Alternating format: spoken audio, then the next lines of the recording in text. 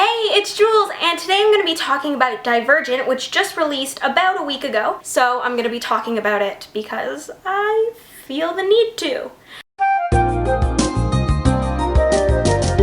I was so surprised when Divergent was great. I was so happy with the outcome of this movie. I mean, obviously, there are things that you can change about every movie, but the overall story and the overall picture I loved because it really brought light to the book series, and I think it did it justice. So for those who haven't read the book, Divergent is basically about this girl named Beatrice Pryor who lives in this new Chicago, which is a dystopian sci-fi Chicago after the war, some war, an apocalypse, I don't know. Something happened and now there's only this dystopian Chicago, or so they think. So the government built a fence, a gate around the entire city. The way the government is split up is in factions. So these groups based on personalities. So there's abnegation, which is where Beatrice is from, and they're selfless. There's erudite, who are smart, candor, honest, dauntless, brave, amity, kind.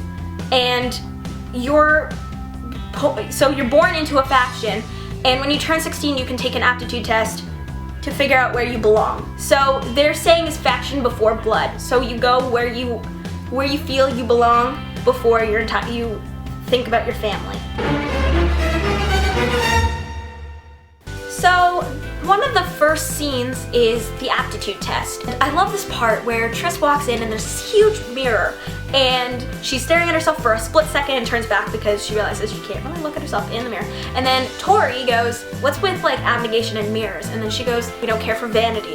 And I was like, that's great. Yet, you're wearing so much makeup. If you look at yourself in a mirror once a year, like you did that day for a haircut, how do you put makeup on? Anyways, so when we get to the choosing ceremony, the way it was set up, it was just cool. And like, because Triss's dad is in the council, the government council, he was walking and Janine was like stopped and was like, oh, these are your kids, blah, blah, blah. But they all hate Janine because she's trying to overthrow the government, or so they're saying. And so they go and both Caleb and Triss decide to leave home. So Caleb chooses erudite, which is completely shocking because he's such a selfless person, or he acted like he was. And Triss chooses dauntless, which is also shocking because why would she choose dauntless? But she always wanted, in the movie they play it up that she's always wanted to be dauntless, like from a young age. So yeah, so she chooses dauntless, but they make it so dramatic. She's like having her hand over the abnegation thing, and it's literally about to drip. Like the blood is literally leaving her hand, and then she switches and it drops into the hot coals, and she's like, dauntless, and they're all like, yeah, and I'm like, oh, I love the dauntless so much because they're all freaking excited over all this, and I'm like, yeah, you should be. You've just got another initiate. And I was like, oh, that's so good. And all the other ones are just clapping, and they're going like, yeah, yeah. I don't know. And so then they all go. The dauntless leave running and go to jump on a train. And Triss is like, oh my god, I'm jumping on the train. And there's this music in the background. Like, she's just so excited. You can see like she's trying not to smile because she's just so happy that she is doing something dauntless that she's seen them do forever. And yeah, so then there's this music in the background just going like, and I was fit so well. I kept listening to that music. I'm like, I like this so much. I'm like, can I just have this as my like ringtone forever? I don't know. It was such a good song. Like the sound, like the score was just so great in that moment. I was like, yeah. And so then she's like, they're getting near dauntless, and then she's with Christina and they're like talking, and then she's like, they're jumping, and she's like, are we jumping? And I'm like, yeah, I guess we have to jump. Like, let's jump together. Like 1, 2, 3. They jump, and then they start laughing. Like they land and they start laughing, and I'm like, oh, cute, like friendship, yay. And so then they go, and Eric is all like, okay, you need to jump. And then something happens, and then he's like, who's gonna be our first jumper? And silence, and everybody's like looking away, like, don't choose me, like, I don't want to jump. What do you mean we're jumping? Like, you don't, like, I don't know, it's down there, blah blah blah blah. And like someone's like, is there water? And he's just like, guess you'll find out if you jump. And I'm like, oh. And then so they're all looking away, and then Triss goes, me, and everybody's like, whoa, the stiff. Ooh, because she's abnegation, and she goes, and then Eric's like, today initiate, like, because she hadn't jumped yet, and she goes, okay, she lands, and then 4 is at the bottom to catch her, and he's just like, what, did you get pushed? And I'm like, yes, this is great. And then he was like, what's your name? And then she's like, Mia, and then she pauses, and he's just like, you could choose a new one if you want to, and she's like, Tris, and he's like, first jumper, Tris, and I'm like, oh, it's in the book, like right from the book. It was great. I loved when that's the thing I loved about this movie so much. It was so true to the book for most of it. It changed things around a bit, but for the most part, it was great. They kept it true to the book, and that's what I came to see. When they first show them their like room, it's definitely not how I pictured it. When they went to the room and like the toilets were open and the showers were open, they're just like, what? Like getting like, going like, what? And I was like, that's funny, but unnecessary, but funny. And so then I loved, there was this part, I don't think this was in the book. I mean, I could be mistaken, but after they change, they had to throw their old clothes in a fire, and I thought that was like a great faction before blood kind of thing. I liked that.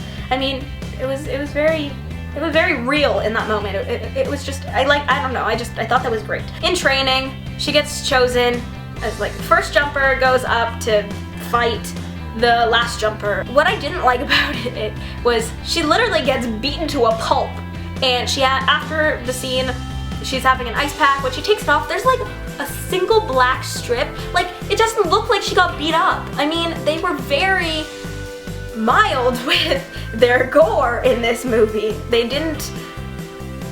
There was no blood, there was very minimal blood, there was very minimal bruising, and like when she gets beaten to like death, she's fine. The capture the flag moment was a little bit different than in the book. It was with paintball. It was like paintball versus like a gun in this movie, and it was later. I thought it was earlier in the book, but it was like a decent way through the movie. I mean, this was after she gets beaten up by Peter. I love the whole Ferris wheel scene. She kind of just leaves the group and she climbs up and she's like, oh, like before when he's like, you want to keep going? It's like, do you have a death wish? And she's like, oh, you're afraid of heights. And I was like, book moment. After Tris decides to leave Dauntless for a day and go visit Caleb to talk to him about what's happening, but then she gets back and it's the scene, her getting captured by Al, and Peter's there too. They all attack her and they're about to throw her over the cliff, and she's like, fine, and then she takes off Al's mask and she's like totally betrayed, and she feels so bad about her, like about what she just, oh, it was a gut clenching ouch. I mean, when that happened in the book, I was like, you were her friend. But then, 4 comes and beats everybody up, and that's basically how we get into the whole Fortress relationship. So afterwards, 4 takes Tris out, but I really liked the relationship before that. I mean, it was definitely brought out later than in the books. I felt like their relationship happened earlier, but I loved the build-up in the movie.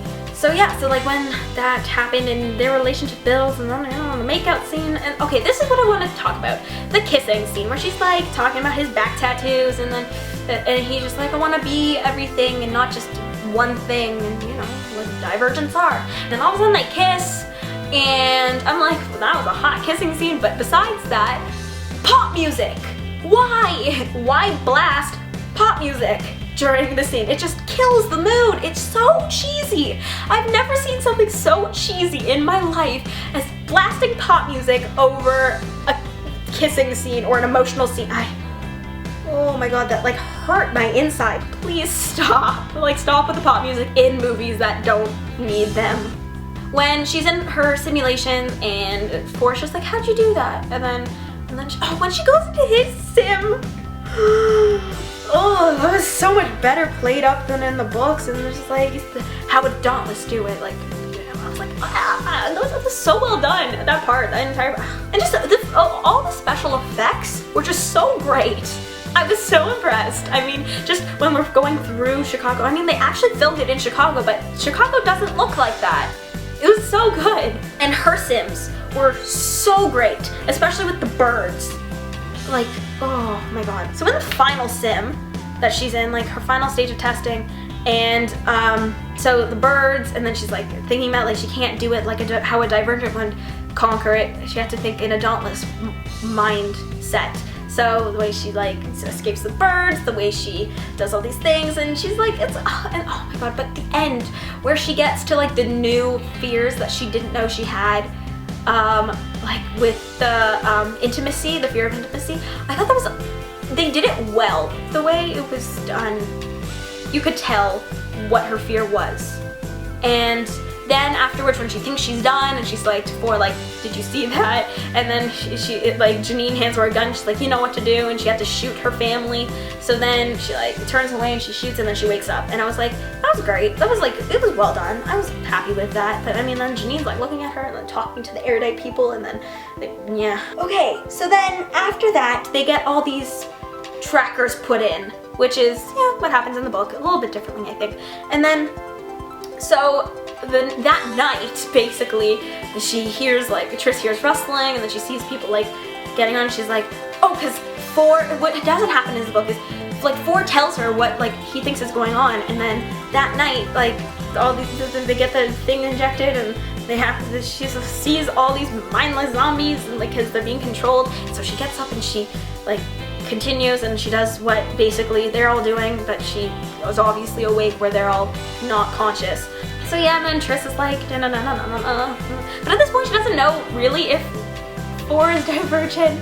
So they get on this train, and she's kind of like sneaking up towards him, and then she's like, she kind of like looks at him, and she's like, Ford, are you, wait, are you, Ford? And then she like, and then he like taps her hand, and then they do this.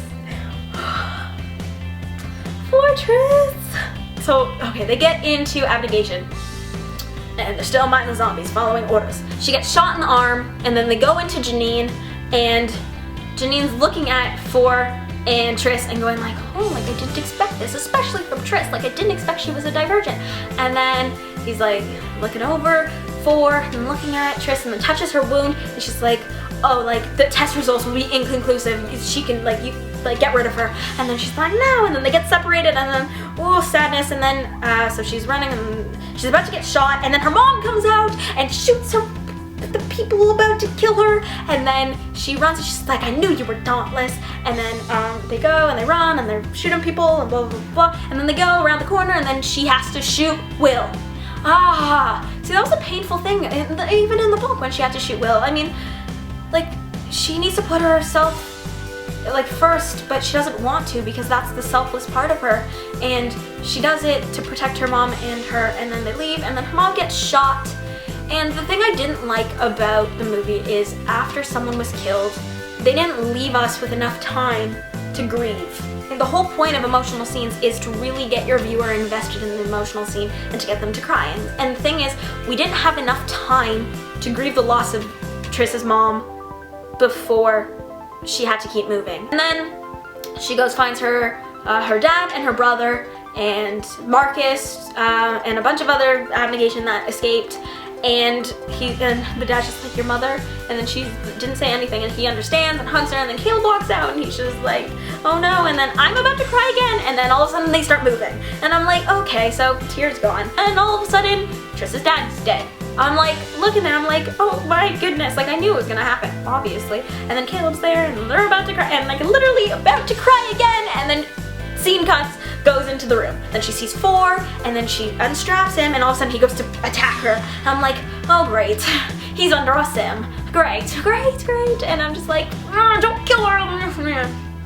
And then obviously I know he doesn't kill her, but like still the person in the moment, the me in the moment of the movie was just like, no, don't hurt her, she's your love. And I'm like, no. And then, you know, they amp up his like anger, and then they're fighting, and then she's taking basically what he said to her and like dodging, punching him in the throat, punching him everywhere, and just like, you know, and I was like, great. And then they start shooting the erudite, and then they're all going down, and then Janine's just like, not today. And then she throws a knife into Janine's hand, and there is no blood. There is no blood. Your hand is stuck to the computer with a knife going through the middle, and there is no blood. So she's like you're not gonna shoot me, like, and she's like, you don't know who I am. And so then Janine is like, as much as you believe in what you think is right, I believe in it too, like what I think is right, something along those lines. So she realizes that Janine's not going to shut it down just because she says she's going to like kill her because she believes in what she believes in so much that she's not going to die for it.